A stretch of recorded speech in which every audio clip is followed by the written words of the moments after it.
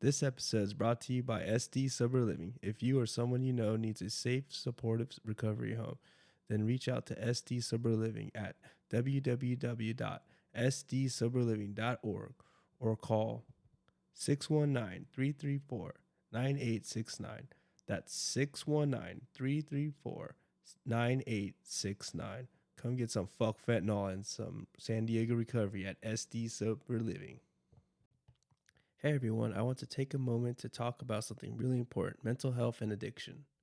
If you or someone you know is struggling with mental health or drug addiction, especially if they're facing chronic relapses or have a history of bouncing in and out of treatment centers, I want to recommend Baja Rehab.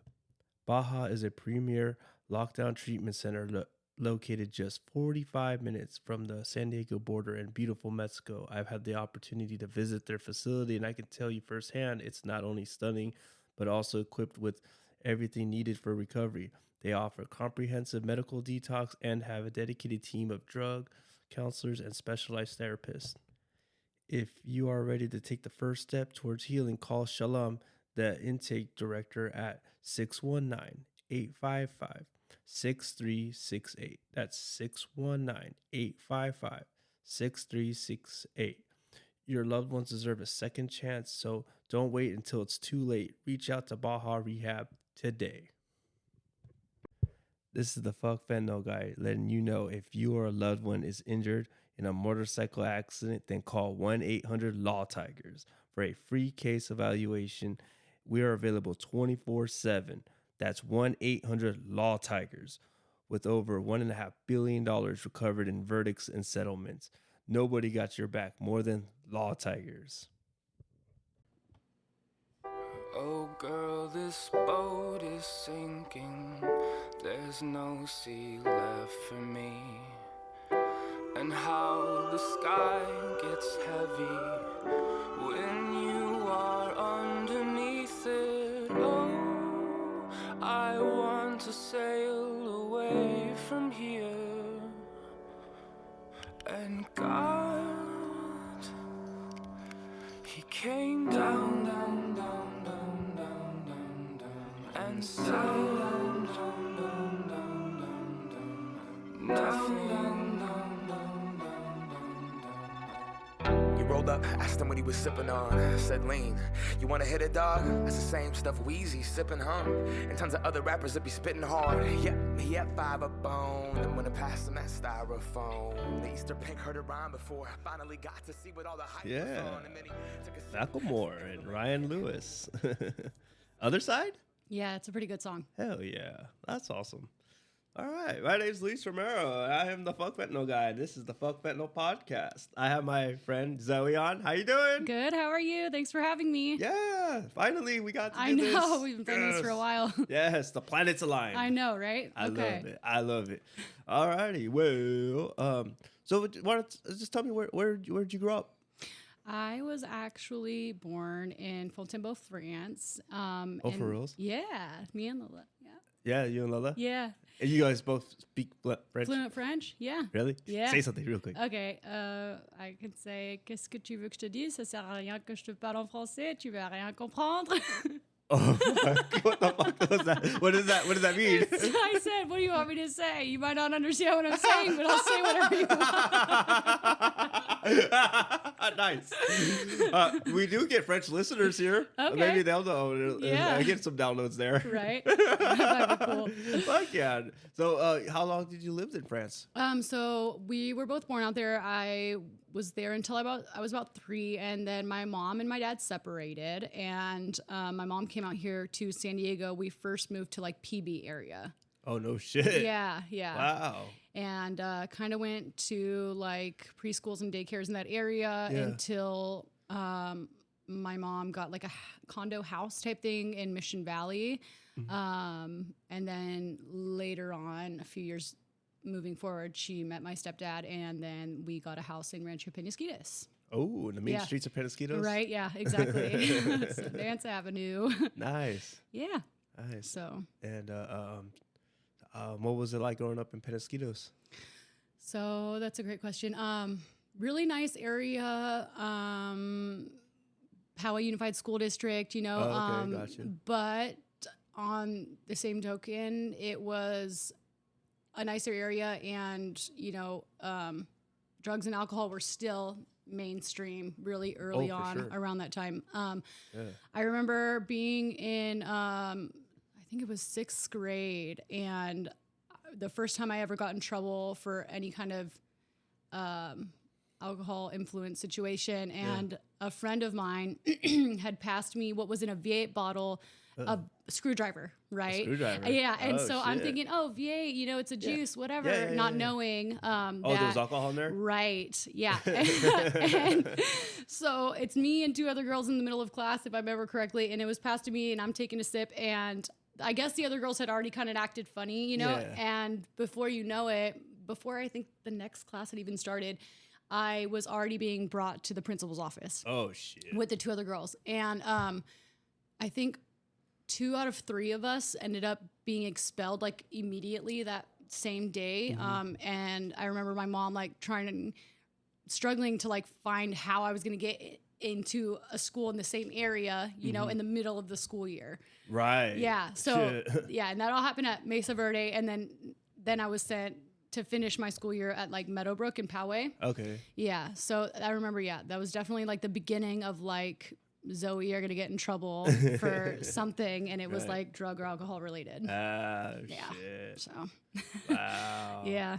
And so was it just kind of like, was it from the gate you really like enjoyed drinking or something like that? Honestly, I don't, still to this day. And even then, like, I don't think that like, as far as I can remember, right? Because that's a lot of time ago. But I don't remember like super enjoying the alcohol, the flavor, or like the feeling as much as I enjoyed like the feeling of like being a part of something that was like, ooh, what are we doing? Getting into trouble or feeling included or whatever, No, I feel that. Yeah. 100%. And I do remember that like weed was pretty much happening at the same time, it was one of those things where like if someone had it, we were skipping classes to like go smoke or whatever, which very quickly began to affect like my grades and my attendance at school. So yeah, I was kind of like one of the bad kids really quickly, yeah, unfortunately I was like associated as one of the troublemakers. So yeah. And then let's see. And then yeah, I mean, I remember kind of being bounced around from like one school to the next. I went to 3 different middle schools because of all that. So for reals? Yeah, God for reals. Yeah, I know. Hell yeah. Yeah. Yeah. Oh shit. And how about high school? How was that? So I remember. Okay, so I remember like finally completing 8th grade after like being into the 3rd middle school. Sorry. Yeah. And I remember my mom telling me like there's 2 different high schools that we could choose from in the Poway Unified School District. One was Mount Carmel and one was Westview High. And Westview had like an extremely well-known academics like program, if you want. Like it was like a smart education. I don't know how to explain it really, but so my mom was really interested in getting me into that high school. My sister was a lot more interested in being at Mount Carmel because all of her friends from middle school went there, right? So I went to Westview, and really quickly I realized that like I felt like I didn't fit in at Westview. A nicer group of people I don't know how to explain nicer, like people that were well off a lot of the time went to Westview High, and it was close enough to our home where like I ended up going to, but I didn't fit in. I felt like a lot of the criticisms from middle school kind of followed me. I see. Because like the same school district, everyone kind of goes in the same areas, Right. Lots of bullying. Really? I basically didn't make it through 9th grade and ended up like wanting to be staying at home, and like became truant. And I see. I remember kind of realizing that like my school experience was kind of bleeding over into my home experience.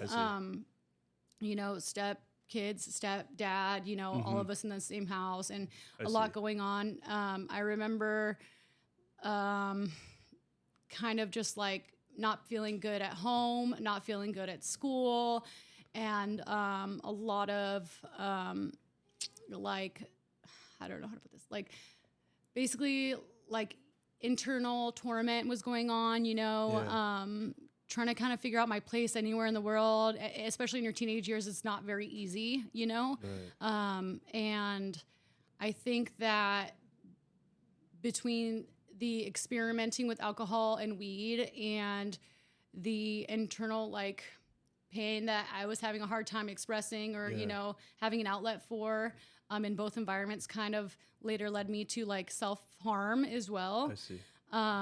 Which then quickly led my mom to think, okay, well, like we have to do something, like this is my daughter, and before I knew it, I was being enrolled in kind of what was like a group home with education environment, like I was telling you. Yeah.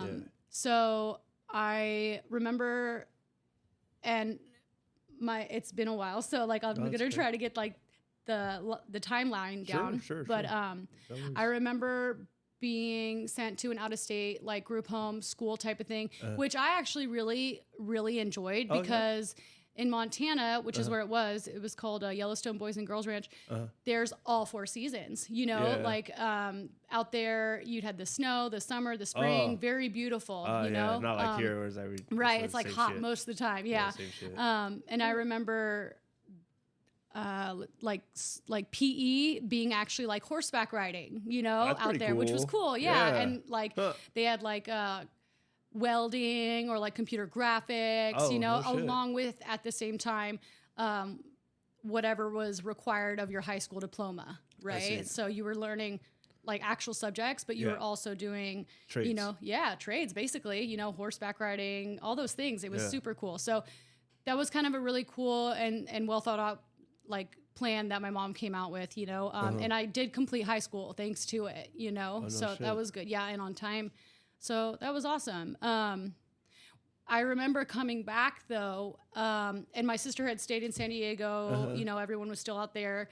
I remember coming back and feeling like really, I guess like that fear of missing out feeling, I'd been gone, and yes, my time out there was great, but trying to catch up with like everything that's been happening with the family, and I guess like by then, Lola had already been like really tight with a lot of friends, and like she'd been going to like raves and parties and stuff. And I just remember coming back and being like, oh, like I don't have any of that experience. Right. And, how do I get into it? And just like kind of wanting to like immediately be included. Yeah. Right? Socialize. Right.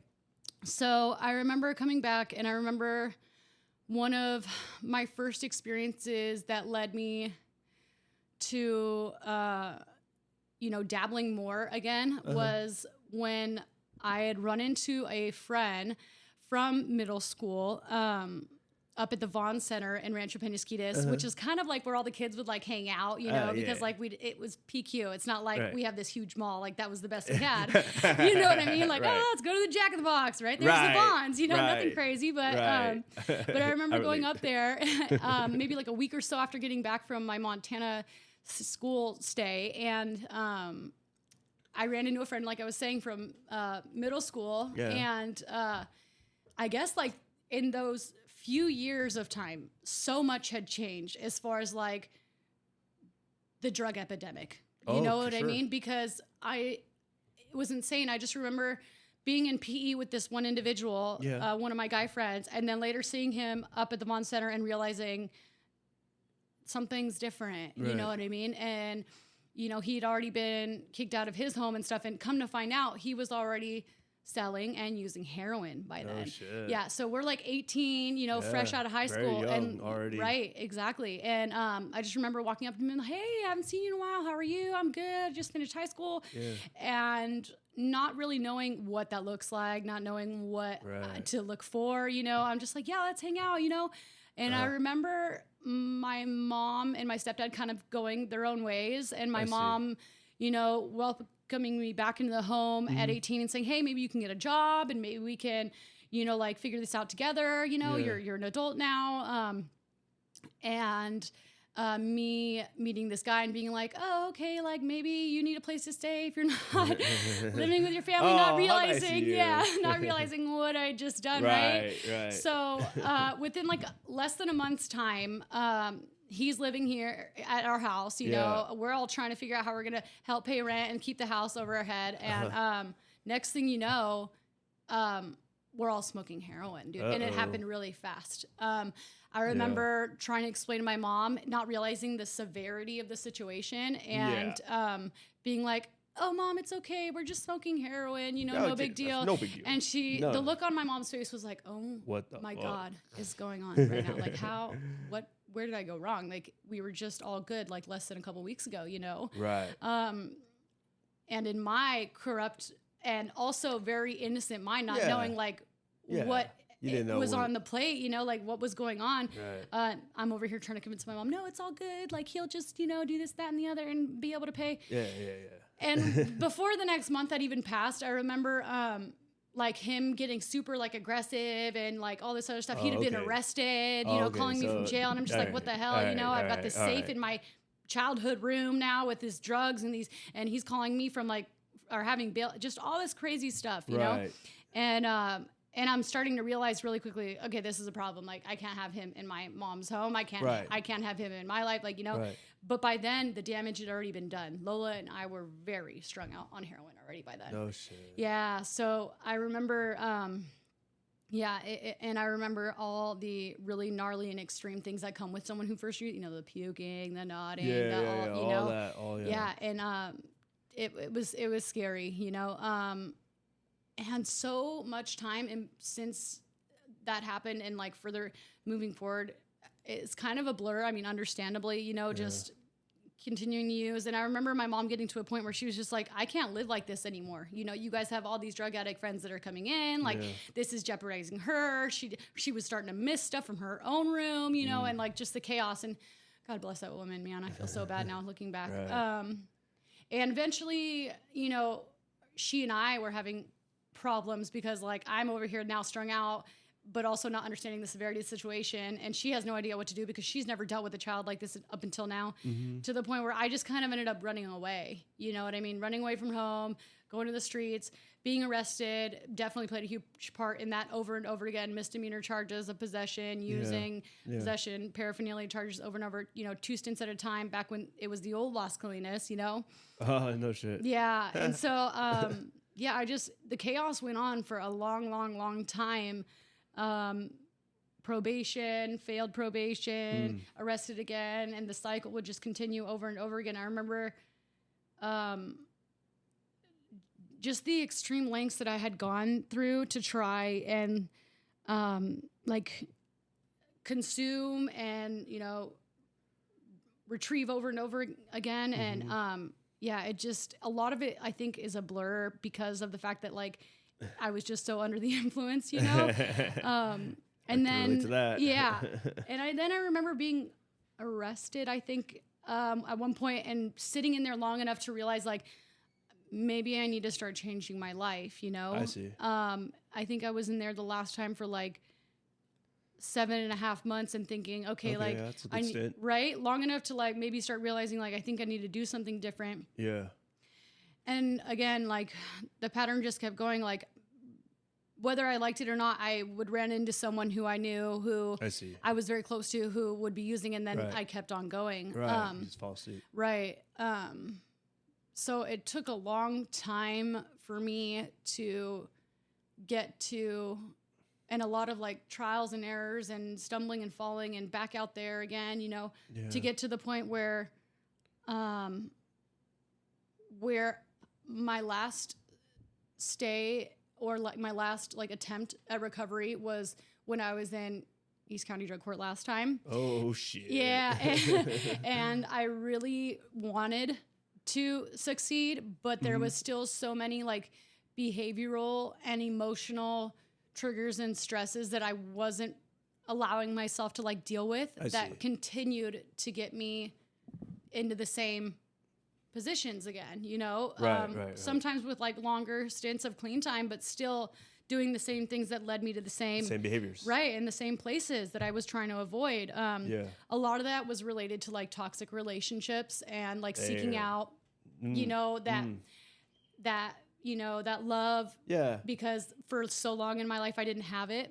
That so like seek it through someone who obviously was not going to be good for me in that point in my life. It happens. Right. So I remember the last time too that I was in drug court and really trying to get my life together, that that I had also had my daughter, you know,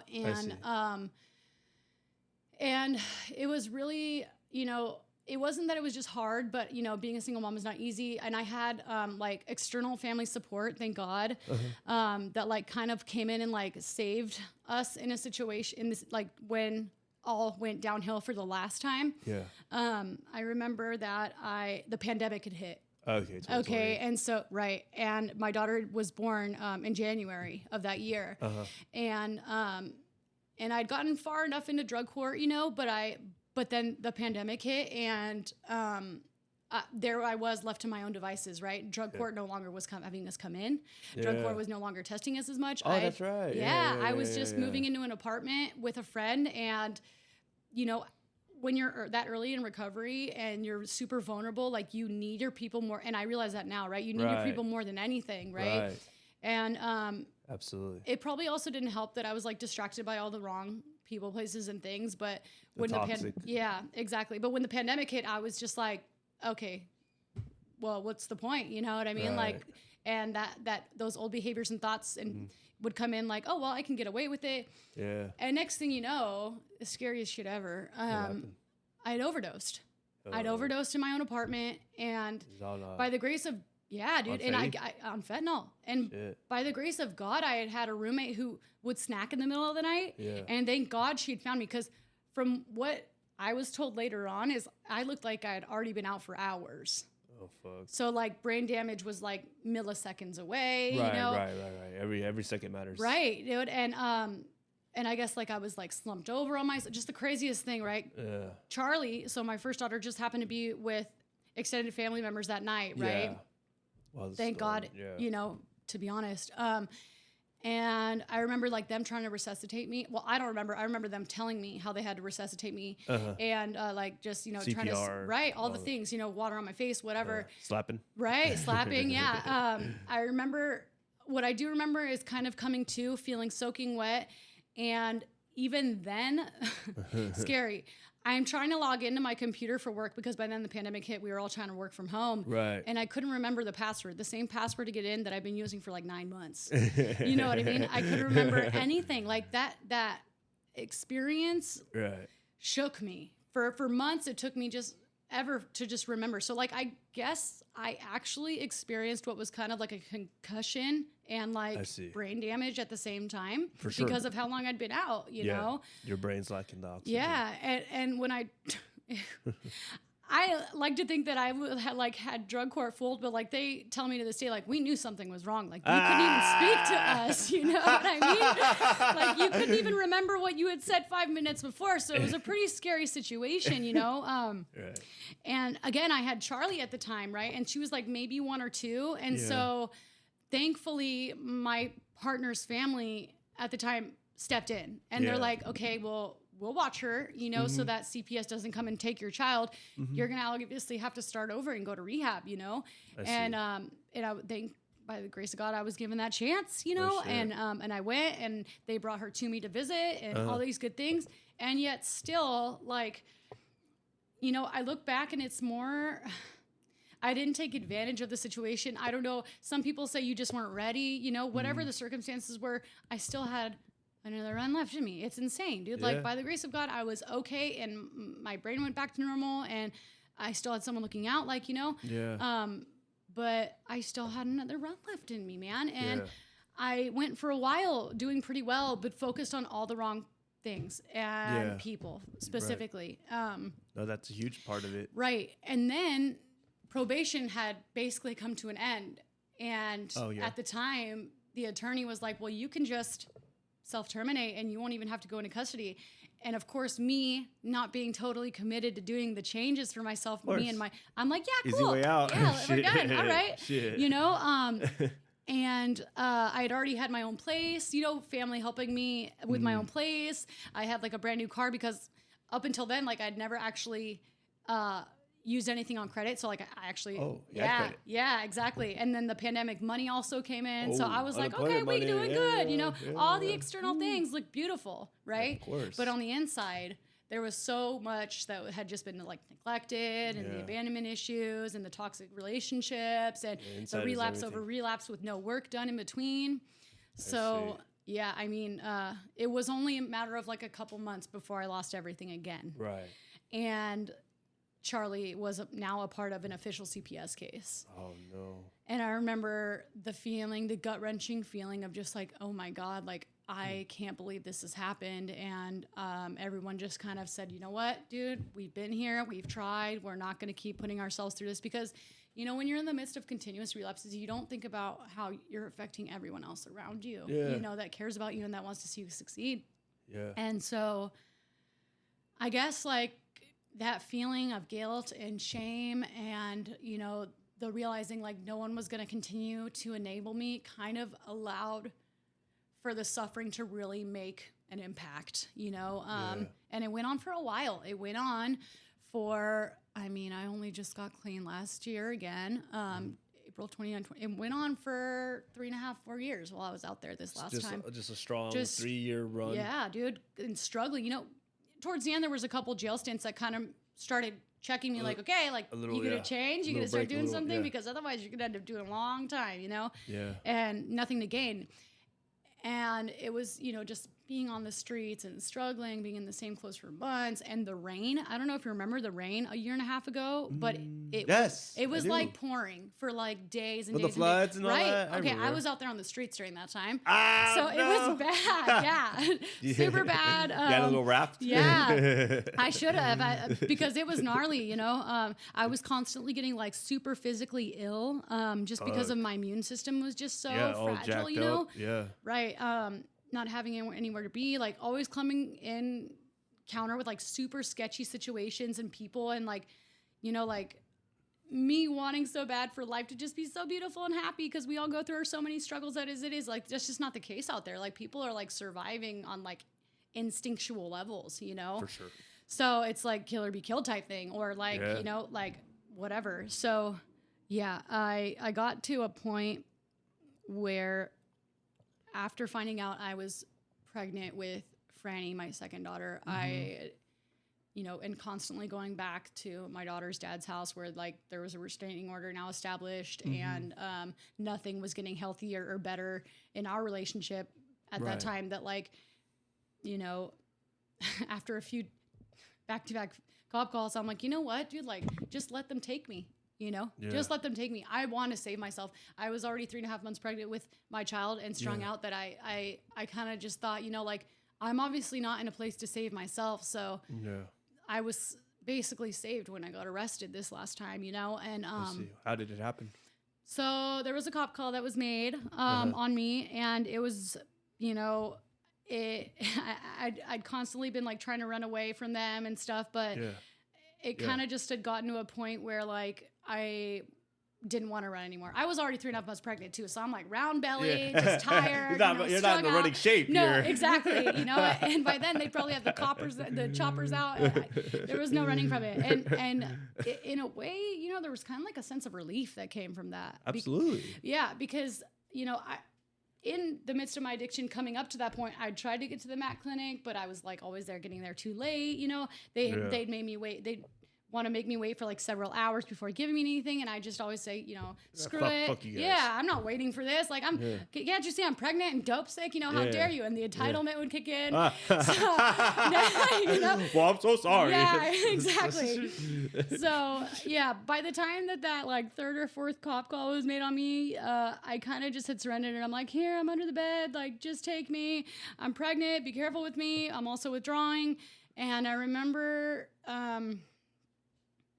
being like 100 pounds soaking wet, already 3.5 months pregnant, which was insane. Yeah. And going into custody and thinking like, okay, the first thing that I can do to like make this more comfortable and like not life threatening, because detoxing while pregnant can be extremely jeopardizing. Of course that could be extremely. Yeah. So I remember telling him, hey, like, obviously I'm pregnant, you know, I'm detoxing from fentanyl and meth. I need, you know, something to like help me get through this without, being detrimental to our lives. Right. And within like the following, because sometimes you know how long processing takes. Days. Yeah, exactly. Within like the next like 48 hours at most, I think they had me in medical and they had me comfortable and they brought, they made sure that I had like the right medication and everything. And so I just remember being in custody and finally having some kind of like a glimpse of hope. Like maybe I can do this differently this time, you know?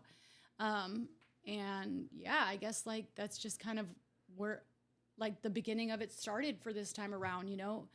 I remember my birthday was the day after I was arrested, and I was thinking like, what better gift can I give myself than to fucking start all over? You know what I mean? Yeah, absolutely. So, and to give her a chance, you know? So absolutely. Yeah. And, when's your birthday? April 30th. Oh, nice. Yeah. So my clean date's the 29th. So Aw. Yeah, it's kind of like two birthdays back to back, you know? Yeah, that's right.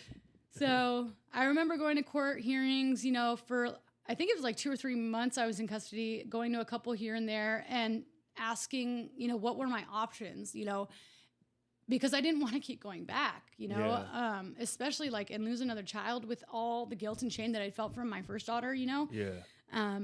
And they were like, well, you can do regular felony probation. You know, your crimes aren't so gnarly that you, and I said, that's not going to work for me. I want to tell you right now, I've already been in custody 2 or 3 times in the past couple months for the same problem. Right. My problem isn't criminal. It's, you know, addiction, you know? And I'm pregnant and I need a solution and I need to give me and this child, you know, future child a chance. And I said, what are the odds of being given drug court again, you know? And they're like, well, that's a little extreme, don't you think? And I'm like, I need it. Trust me. Coming from someone. So you are volunteering yourself. And I kind of was. And when I tell people that in drug court now, like my peers are like, you're crazy. And I'm like, I don't know. Man. I mean, I would have said that if I was in drug court. But you're crazy. Crazy, yeah. But I had not too many options left. You know, if I would have gotten out on probation, where would that have led me? You know, what I would have had to do so much with so little or so much less support. You know, and like the amount of support that I got from the counselors and the legal team and the programs that I was mandated to go to, Family Recovery Center, parent care, all that. Oh, you had to do all that too? Right. And that's been like part of my drug court, like transition is like first Family Recovery Center, then so it's been a lot, but at the same time, like it's been super beneficial, right? Like it gave me a place to kind of relax and like think about myself, you know, before she was born. And then parent care provided so many resources, not just like, you know, outpatient rehab, but also like formula, diapers, wipes, you know, all the things that like breast pumps, all those things that like on my own I would have had to try to afford, you know, which like obviously I was in no place to because I wasn't working yet, you know? Right. So it worked out to my benefit, you know, and I'm super glad that I decided to take the opportunity to be in drug court, even if I didn't necessarily have to, you know. That's pretty cool. I mean, I actually kind of commend that. Thank you. Because I turned down drug court. They really wanted me. They got me to the judge. I was I was like chained up and shit, you know, in custody, and then. I told my fucking public pretender, like, I don't want that shit. I don't want drug court. I want to just do my time. Yeah. And then she's like, oh, but he really wants to see you, the Judge Green. And I'm like, fuck, man. And then I'm like, but can we just not like? And I wanted to catch the early bus. Right. You know, that's very important. Right. Very important. It is, because otherwise you're there until freaking 5 or 6 or 9. Exactly. Yeah. So then I kept telling my daughter no, but she just fucking made me do it anyways. Right. And then they gave me this whole spiel. I'm in front of all the peers of drug court. Everyone in the audience. Everyone in the audience. And then I could tell like one guy's a counselor, like with his hands like that. And then I'm just like, fuck this. And I told I let the judge go on, and then I reached out to my public pretender. I'm not sending fucking shit. We're going to trial. Now I'm like all fired up and pissed off that she made me do that. And then so I turned down drug court, and then I'm going to trial. They're picking the jury. And then when I was what was this? This was like in April 2013.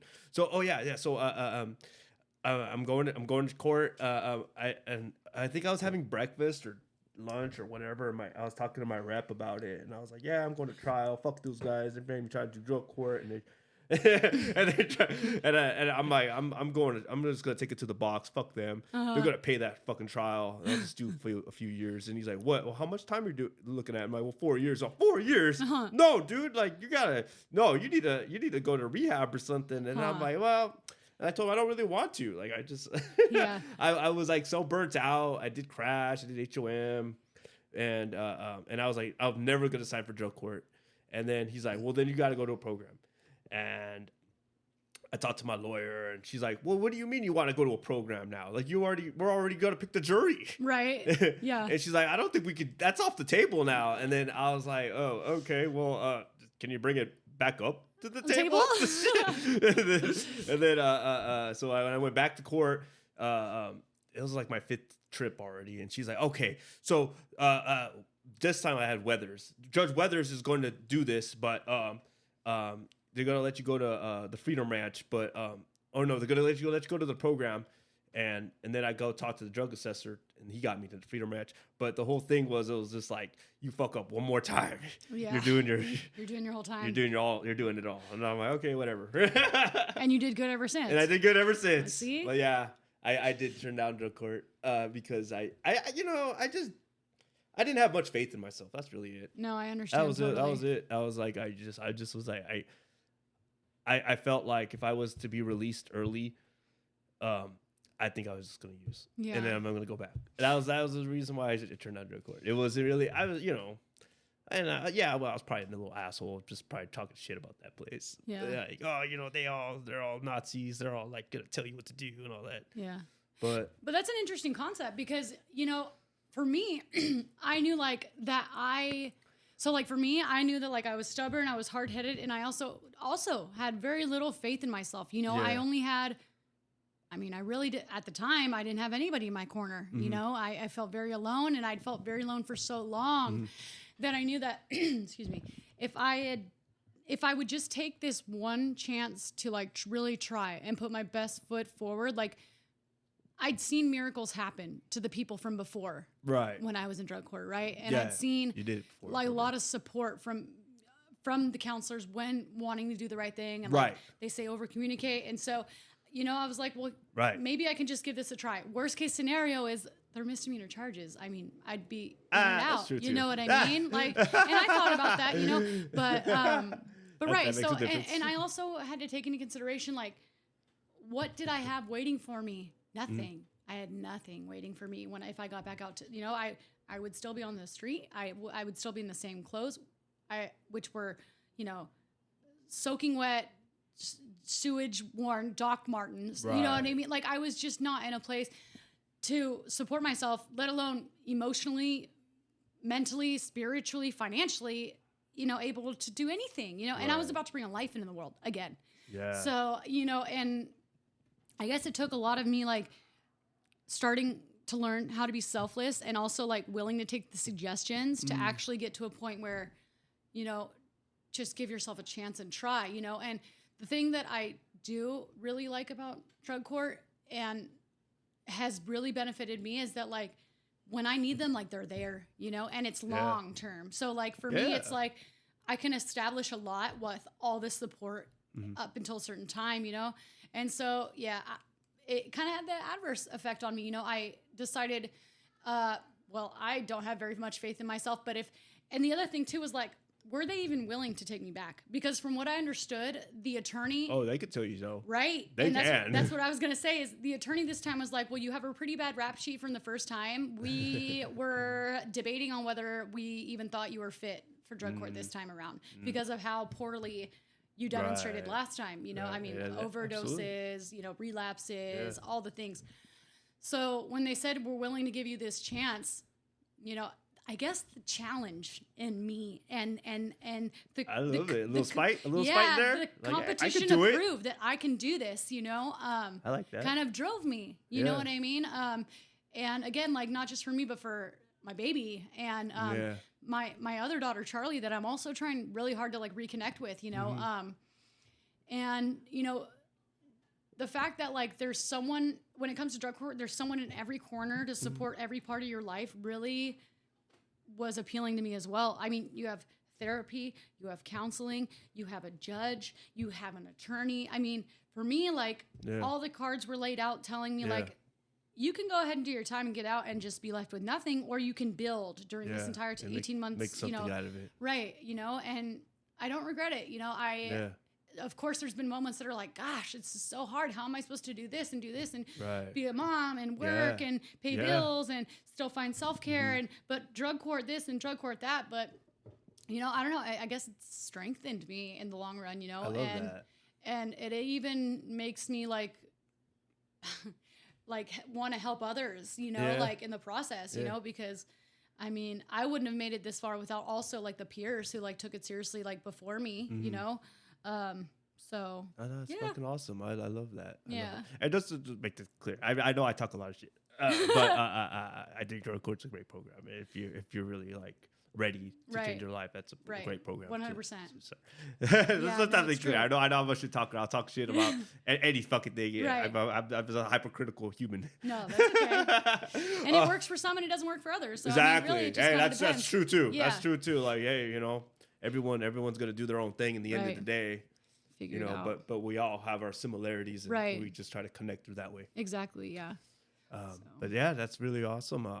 Dang. So you've been clean for how long now? I'll tell you exactly. Yeah, tell me exactly. Give me the exact. Saved on here. Yeah, I think it's like 15 or 16. But hold on one second. I know they would be telling me you should know exactly to the day. I'm not perfect. You know what I mean? I'm human. So 502 days puts me at 1 year, 4 months, and 15 days. Yeah. There you go. Woo! So, how deep are you into the drug court? Like, are you on the fourth phase or the third phase? So, I'm glad you asked. So right now I am in third phase, getting ready to go into fourth phase soon. Okay. It's been a journey getting there. It's okay. So there's a point in your drug court stay where you have to do like a graduation packet, right? And then like you have to present it and stuff like that. Oh, and so and you have to have it typed out, and it's like 30 questions and all these like super detailed. Of course, right, you know. Of course. And so I actually just got recent news that I will probably be in the next RSRB, which stands for Recovery Services Review Board, which is when you go into the court on a different day than our normal court days, and you stand in front of the district attorney, the judge, your lawyer, and one of the staff, and I think like a couple other people, and they ask you all of these questions, right, to kind of decide whether or not you're fit for the next transition, right? Because once you get from 3 to 4, so third phase, you have 4 groups a week, right? One on Monday, Tuesday, Thursday, and Friday. But from 3rd to 4th, you're only going to 1 a week, and you only go to court every 2 months. So it's a big giant it's a step, big jump. Right? And then once you're accepted totally and completely into 4th phase, 6 months from that day, you're considered done. Oh, no so shit. we're getting really close to the end. Oh shit! Yeah, so I'm excited. That's fucking awesome, man. It's exciting. Fuck yeah. And that's another thing too that like I've had in the back of my mind is like one day you will cross that stage, you know, because of the attempts from the past that I was like, oh, I'll never get through this. It's like, you know? 5 or 6 years in the making? Yeah, exactly. Yeah. So that little thought of like, I will be up there one day and Franny may be on my hip, you know, and we'll just be walking together or whatever, you know? Beautiful. Yeah. So, and you know, I don't know if you've ever been to a drug court graduation, but they actually, you might have to come to mine. I'll be down. Fuck yeah. Yeah. They post your before and after picture. Yes, dude. They post the picture of you when you're first in custody. So your inmate picture, basically. Oh, yes, dude. And then they post a picture of you today, you know? So it's like, it's going to be interesting, you know, to like see the transition and stuff. And then there's like a whole speech that goes on and like all of the deputies that are fans of drug court show up and like the district deputy and all that. So yeah, it's kind of a big deal, you know? Yeah, look, here's mine. Oh, look, there's yours. Oh my, it's really hard to tell. It's so blurry, but yeah. Yeah. You look mad. I was fucking pissed, yeah, dude. I know, I bet. Oh, shit. I still got the actual photo. You do? Yeah. I think I do too somewhere. I think it's one of my boxes from Sober Living. Yeah. It's funny. They had a really good, like, clear one on probation. Yeah, and I was like, because it's like in my file and shit. Yeah. And I was like, oh my fucking God, dude. I was on a sick one, Right, dude. you're all skinny and shit. Yeah. I was like, damn, dude. I'm pretty sure like mine's gonna scare people. Like I'm pretty sure my face is all messed up. Like my hair's just everywhere. I probably got scabs. Like I probably look sucked up. You know, it's crazy. But yeah. That's fucking crazy though. Yeah. And wow, I'm so fucking proud of you. Thank you. And might I ask you how'd you link up with Kylie? So Kylie, I love her. You Yeah. know, shout out to Kylie. You're the Yes, best. fuck yes. I love Kylie. I met her actually through her sponsor. So I think I went to a women's meeting. I think, you know, and you guys are going to have to correct me later for those listening. But Sure. Yeah, it's fine. I think I went to a women's meeting. I think it was actually the Crooked Saints meeting, maybe. I don't know, actually. And I'm trying to remember. It's been a few months. And I met Julia. Oh, yeah. So shout Wonderful out to woman. Julia. I Love Julia. you so much. Yeah. And I Absolutely. was like, hey, are you sponsoring anybody right now? And I just really loved what she'd shared Yeah. and the way that she'd presented herself. Yeah. And we exchanged numbers, and she said that she could work with me for the time being. Yeah. And I think she had like a better, like God had a better plan for me or whatever. And she was sponsoring Kylie and had been sponsoring Kylie for a while. Yeah. And I told Julia about like where I was at in my recovery, right? Like I'm a single mom right now. I'm in parent care. I'm doing the best that I can. Here's what my situation is. And she's like, hey, I want to introduce you to someone, you know? And it just happened to be Kylie. And Kylie had done the same situation, right? She had young kids. She was in parent care, you know, a lot of similarities. And so we kind of linked up, and it was very casually, like, you know, explained to me like, maybe you guys would be a great fit, you know? And like, and I was like, oh, heck yeah, perfect, you know? And so basically I'm still in like the same sponsee family as Julia, but Kylie's now my sponsor, and Julia's my grand sponsor, you know? And me and Kylie actually have a lot of the same friends in common. So that made it that much more rad, you know what I mean? We know all the same people and stuff like that. So that was awesome. And basically we've been working together ever since I think like October or November, end of October, maybe beginning of November of last year. So yeah, so like right around that time, because I remember still doing like the Christmas pictures with Franny, and also like the Halloween thing at parent care, and me like calling Kylie about it and like asking her questions. So yeah, I think that was around the time that she became my sponsor officially, and ever since, like, we have this amazing relationship. I never thought that having a relationship like that with a sponsor was actually real. You know, I know. You know what I mean? Like, where you can actually just genuinely reach out and talk to them, and they're there. And if they're not, then, you know, they get back to you as soon as they can be, and just having so many similarities. And I mean, down to like daycare and like, you know, relationships and family. Like, I can talk to her about so many things that we have in common. And yeah, I really didn't even know this was actually genuinely possible for me or for anyone really. You know, I thought people were just, you know, throwing a bow on it or buttering it up and making it seem like, oh, we're all so tight, but like it really is like that, you know? I know exactly what and you're that's saying. why they say, you know, like, find the person that you really click with, that you guys can really do business with, because like I before, up until Kylie, like, I never really was able to like connect and like get that vulnerable with an individual, knowing like if they've been through it, they can help you through it, or like they're there to like support you through the whole process, you know? And so yeah, I got very blessed, and I think I'm very lucky to have her and be a part of that circle, you know? That's fucking awesome. So yeah. I actually had a question that I really I wanted to backtrack just a tiny bit. Okay. Because I was curious, because it seemed like you grew up in North County. Yeah. And you were staying up there. How did you end up in the East County? Oh gosh, so that's a great question. So remember how you got a case there? Yeah, actually, yeah. So remember how I was telling you that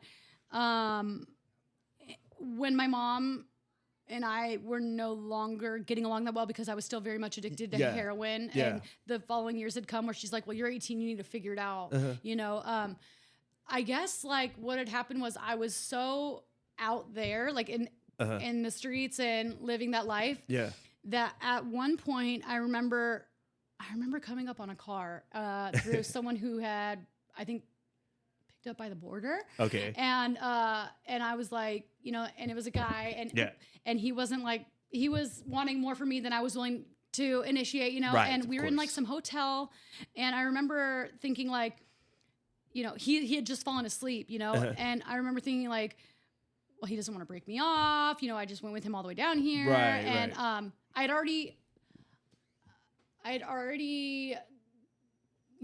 gone with him down to the border to get Yeah. these things, and we ended up in North County, Yeah. and he'd fallen asleep, and me and my addiction was like, okay, you want to fall asleep Yeah, yeah, and yeah. not break me off? Like, I'm Yeah, here to take yeah. advantage of the situation. He left his car Absolutely. keys out, and I Ooh. left with his already had been stolen from someone else's car. Already a hot car. Yeah, so twice a stolen hot car, right? And Poor car has no I chance. remember leaving like as quick as possible. As soon as I got the keys, I was like, I'm out. And I ended up in, I think I was in like downtown, like randomly, Yeah. just trying to like, you know, dodge the cops, which was stupid because you're in downtown, like that's so active, Yeah. you know? Yeah, I the worst remember getting place. on my phone and thinking like, who's the first person that's like live that will let me come kick it with this burnt car? Yeah. And some random kid and I had started messaging, and he's Yeah. like, hey, what are you doing? And I have no idea who this guy is, you know? This guy named Ryan, Yeah, and yeah. younger than me by like a few years, and stayed in Spring Valley. And he just so happened to live on, I don't know if it's like a lot, but like off of a street where like it was his family's property. Oh, got you. And so I'm like, okay, sick. Like I'm on my way, you know? I had no idea what I was getting myself into, but Yeah. you know, I ended up, so I was like, oh, this is perfect. Like I can park the car here and no one's allowed on this property unless Right. there's like warrant, you know? So like we Right, just right. hid the car. Right, And I remember him and I kind of dating, you know what I mean? For a little while. Sure. And he was involved with SBL. Oh. Right. Younger I cat, see. right? And I and see. so and I had nowhere to go. So I'm like, okay, he's got this like I guess this like kind of RV type thing on his property where his mom Yeah. lives and stuff. And Yeah.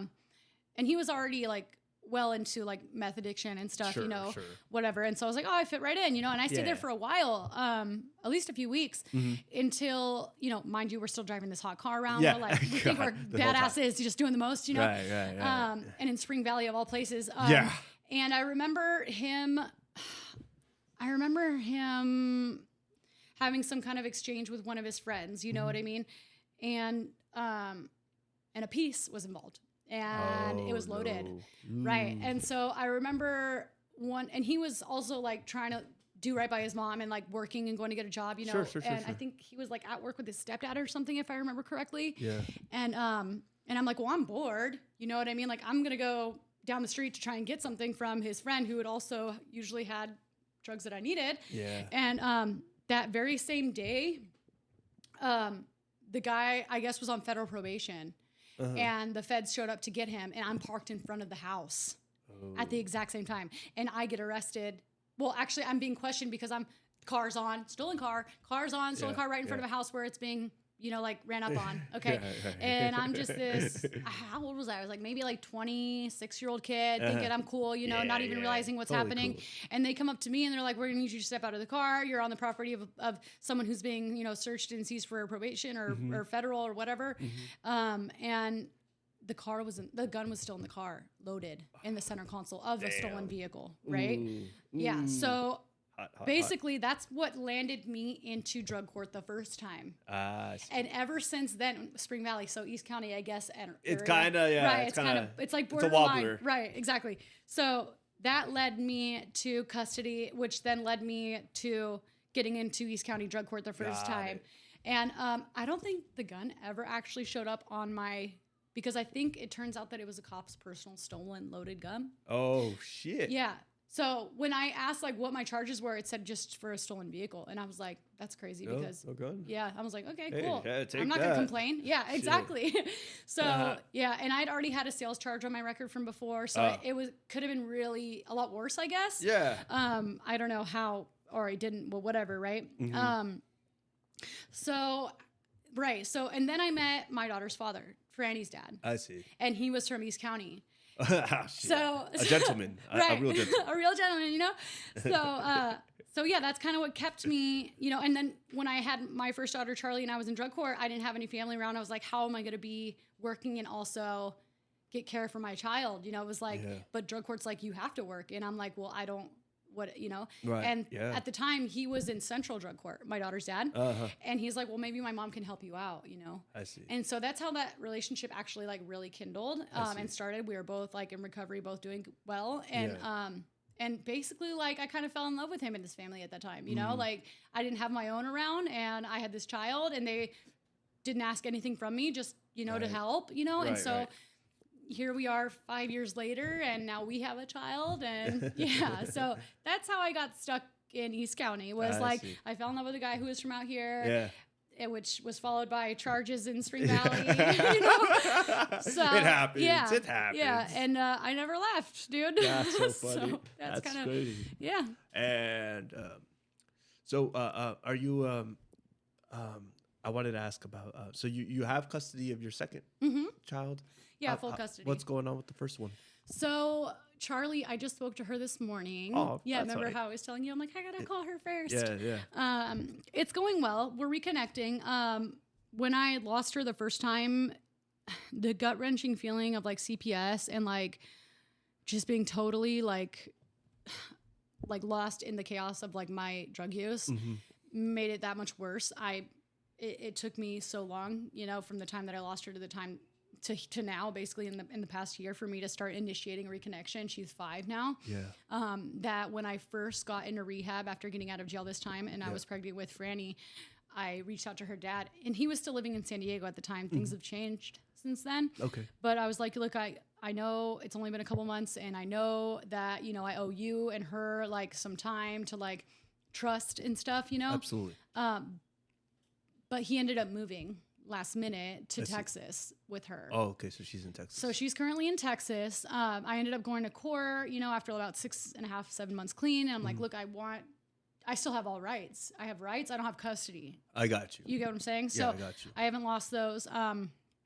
And I try to commit and, you know, continuously call her at least the once a week. You know, we're supposed to be doing 2.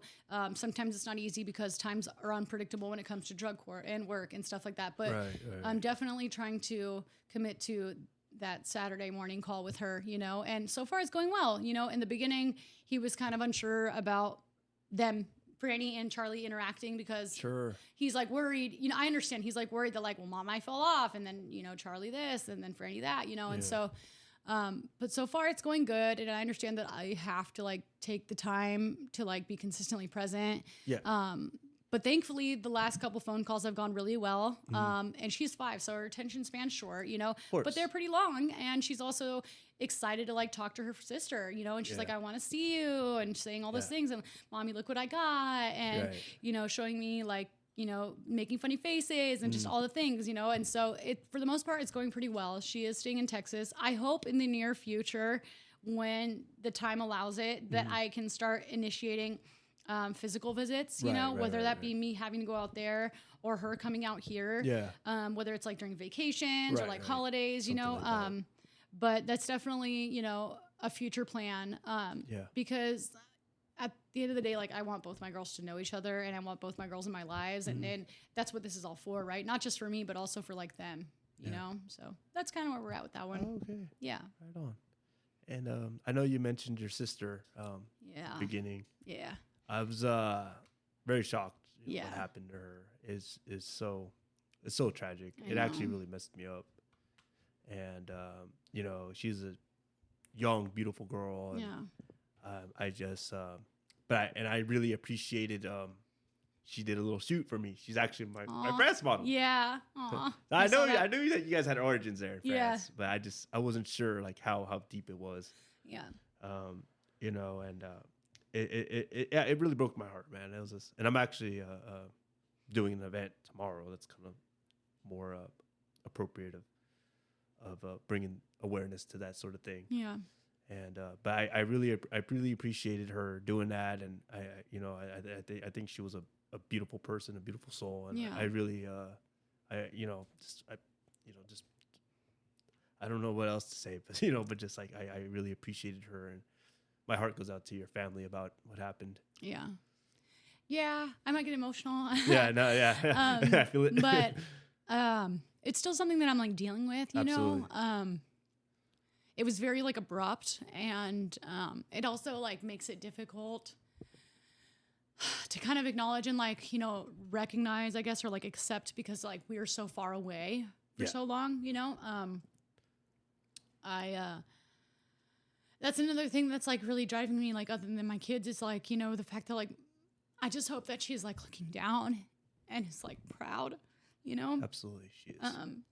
Because I know that she also had like her internal struggles, and you know, but thankfully, you know, I got to be present for the service that we did out here, and I get to live, you know, clean and sober, and like doing the best that I can. And, you know, hopefully, once I'm off probation through drug court and stuff, I will be able to like, you know, go reconnect or go connect, because I've actually never even met her son in person yet, the second one. Yes. So go connect with them and like introduce them to, you know, Franny and Charlie, and, you know, at least that's my hope. But it's just such a trip to think about, because, you know, no one thinks they're going to lose,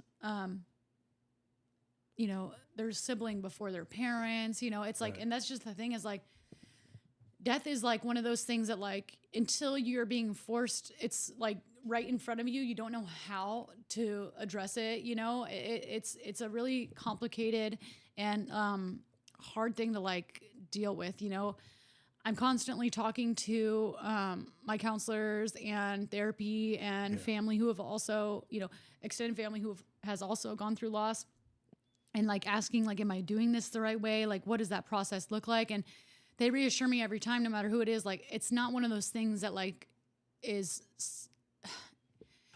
done anyway, specifically, you know, being in mourning and experiencing loss, kind of just, you deal with it however it comes, you know. And for a while, and maybe even still now, like, I think that, I don't think I'm in denial, but I'm denying the feelings that comes with that, right?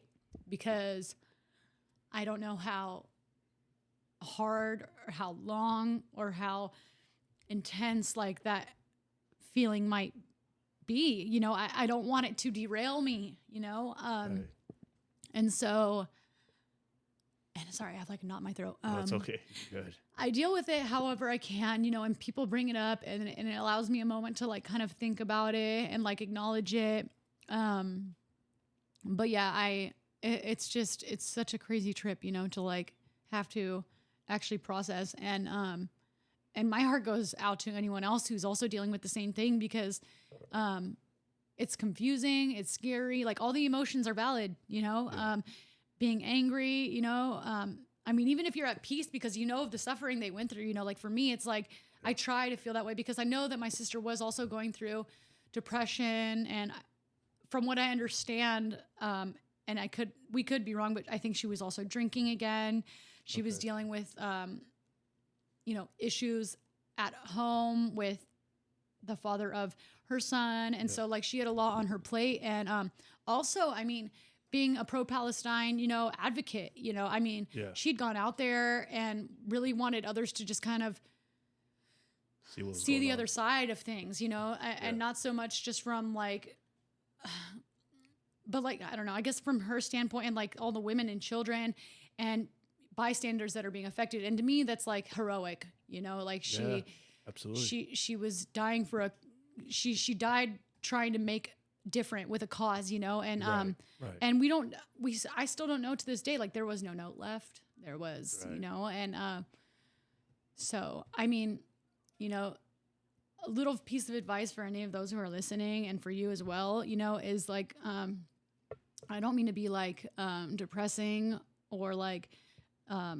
harsh, but like treat every moment with an individual that you care about like it's the last, because we were only just communicating like 48 hours prior.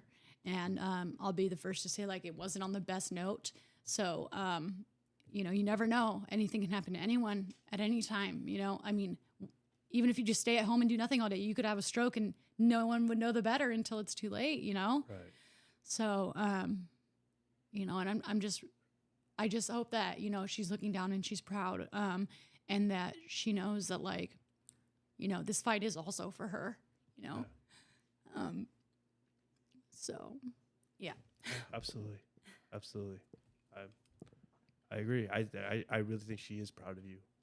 I mean, from what you've been saying for the past hour, I mean, you've gone a long ways. Yeah. Thank you. It's really fucking commendable. Thank you. It's really commendable, and I see you got that fire. Yeah. You know what I mean? Yeah. You just got to keep that motherfucker Going. Yeah. good. Yeah. Even when it rains. You Right. know? I'm pretty sure she's very proud of you. Thank you. You know, and I you know, and I'm so like I see a bright future. You know what I mean? Thank you. Really do. I would love to be a part of anything you do. You know, drug court graduation. You know, milestones and all that good stuff. And you know, I see that you've been through a lot of shit. Yeah. But you're coming out of it. Yeah, for sure. It's fucking amazing. Thank you. You got a great sponsor. Yeah, I do. And great support system. Yeah. You just gotta keep at it. Right. Keep for the sure. fight. Thank you. Like going. Yeah. Thank you so much for coming on here. Yeah, thank you for having me. This was yeah. awesome. Fuck yeah. Yeah. We're gonna do a follow-up soon. Yeah, for All sure. right? Thank you. All right. Awesome. All right. Goodbye, everybody. Bye. Bye.